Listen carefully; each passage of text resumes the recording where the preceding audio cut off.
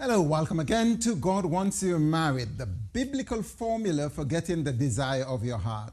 With me is Ebony Empress. And we are going to continue the conversation, continue the formula. We are going to talk about how to pursue to get your Christian wife or Christian husband, Christian spouse, Christian fiance. So, whoa. I am so excited, Yes. Hilton, because I think this is a highlight of all the series of conversations we've been having. Yeah. Okay, so it was great to know how to prepare. It was definitely great to understand how to pray. But I guess everybody out there wants to know, how do you pursue? Or should you pursue? Or should you pursue? Or the- who's the pursuer? Who's being Or pursued? do you want to pursue or be pursued? Yeah, I like both. you like I really both. do like both. You like but both. Okay. I guess there's got to be a secret formula to Yes. how it can work. You know, how can it be really powerfully used to achieve what you want? Particularly in a Christian context. I mean, Yes, in particularly. the secular world, modern and postmodern women have no qualms, many of them, not all of them, but many of them have no qualms in going for what they want, in Yeah. initiating relationships, in calling and telling someone, you know, that, look, I'm interested in you, why don't we go out? But So what's different? What's As a different Christian, for- what is different?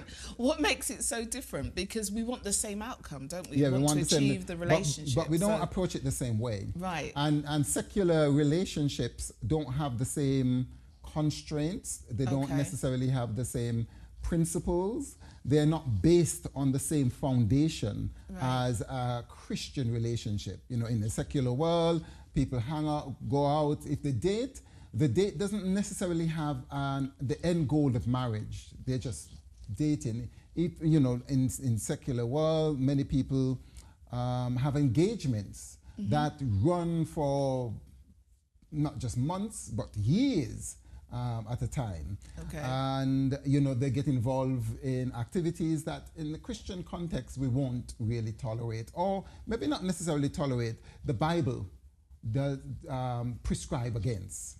So from a Christian perspective, we approach things differently.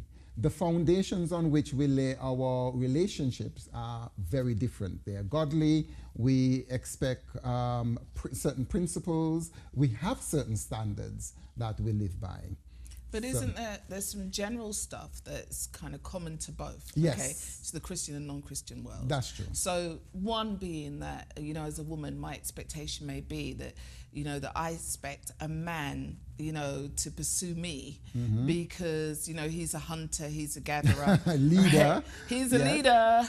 Yes. Okay, and if he's leading and doing the job that maybe I think he was designed to do, Yeah. or he's been programmed to do, or, you That's know, he's true. been brought up within that context. He's the one that does the pursuing.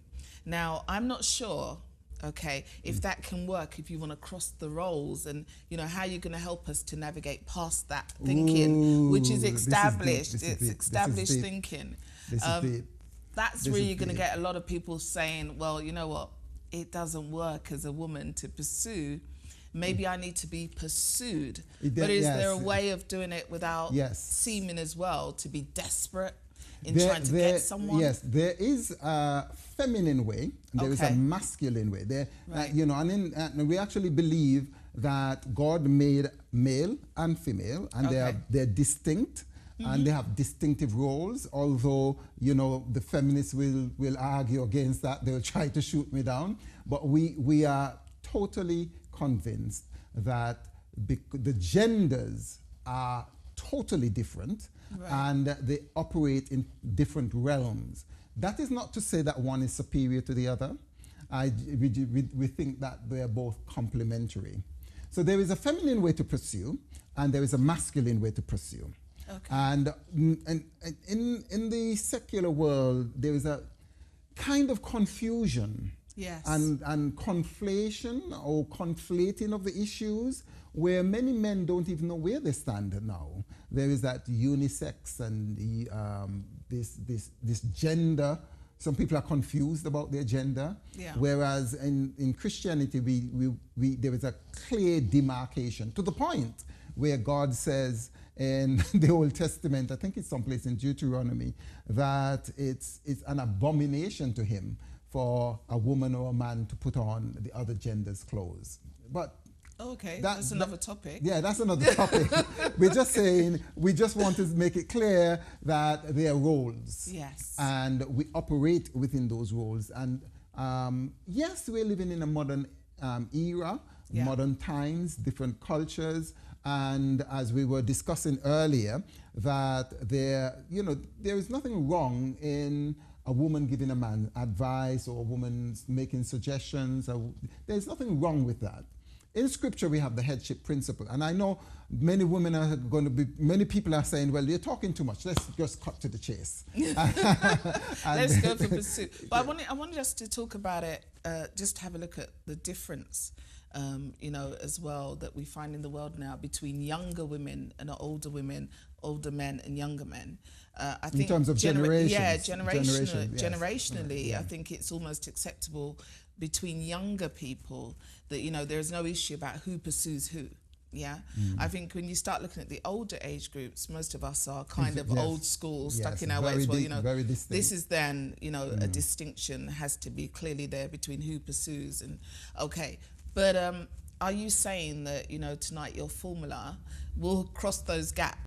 I guess my question is, Hilton, looking at what we experience today in terms of how generations operate today, we have that difference between young people and how they perceive the whole idea of pursuit and being and pursuing.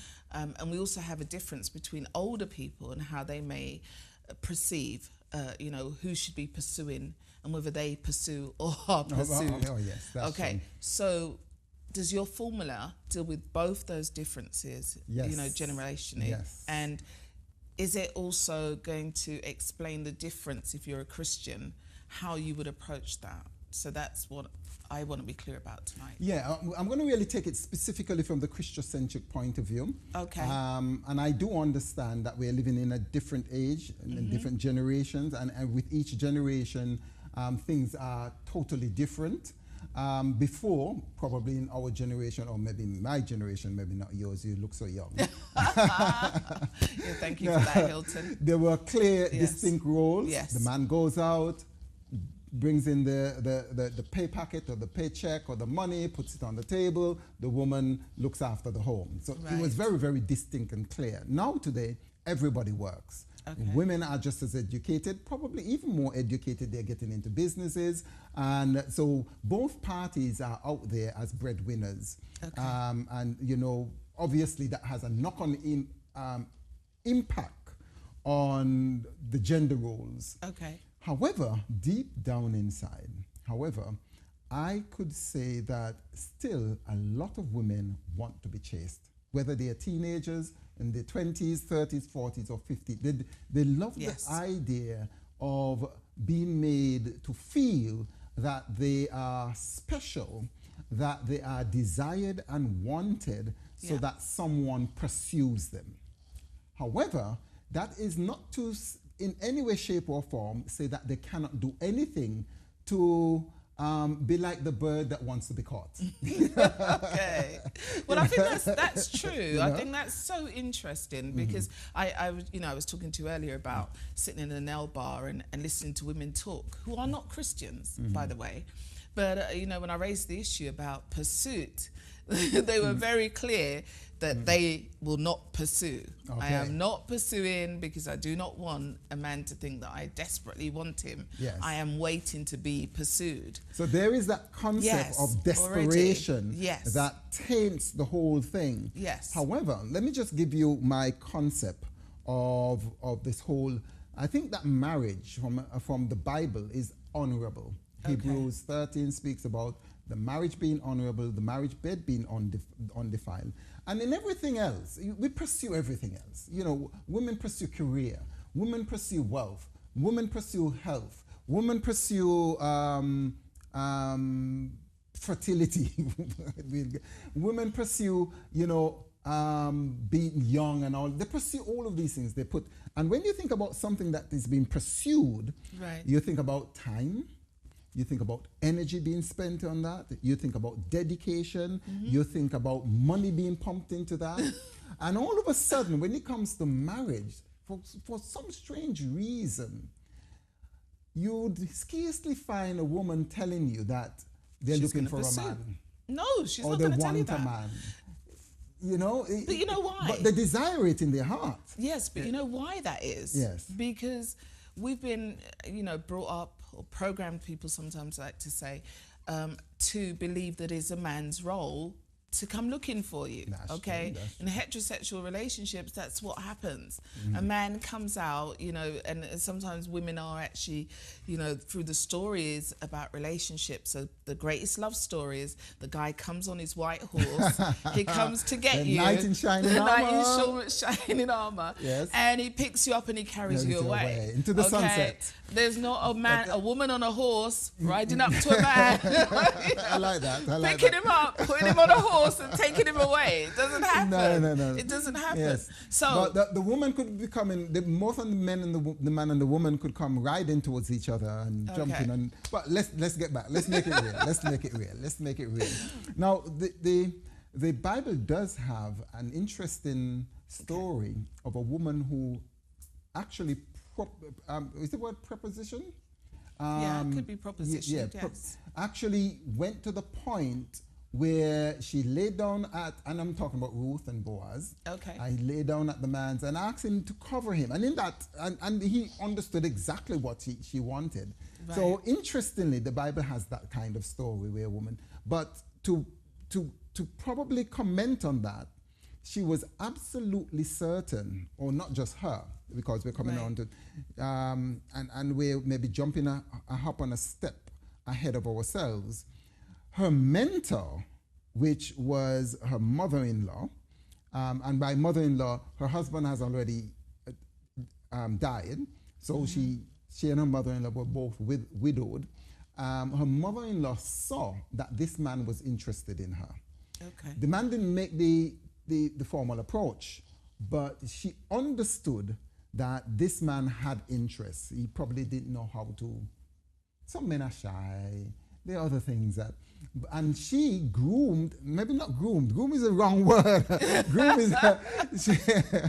Groom has connotations. Okay. But she actually mentored her and told her exactly what to do to cement the relationship. Okay. This is why we're going to come on now to talk about how does that happen. Okay. And if you're a man or if you're a woman, how do you do that? How does that play out from a biblical perspective, and how do you actually go about it? So there are several scenarios. We could take the scenario of a single man, Right. or a single woman. We could take the scenario of a woman in a relationship or in a friendship that she wants to take a step further. There are many women who have this wonderful relationship with this person, and at one point in time or the other, they decide, oh, I never really saw him in that light, but he would make a good spouse, a good husband. Yeah.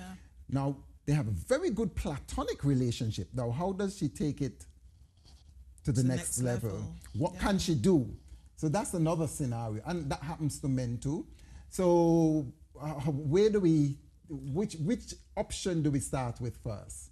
If you're talking about single people, there are single people who don't have any prospects. Okay. There are single people who have prospects already. And then there are people in friendships, like I just indicated. So there are multiple or multitudinous examples and scenarios that we can deal with when it comes to pursuits. So should we pick one? Yes, let's pick one.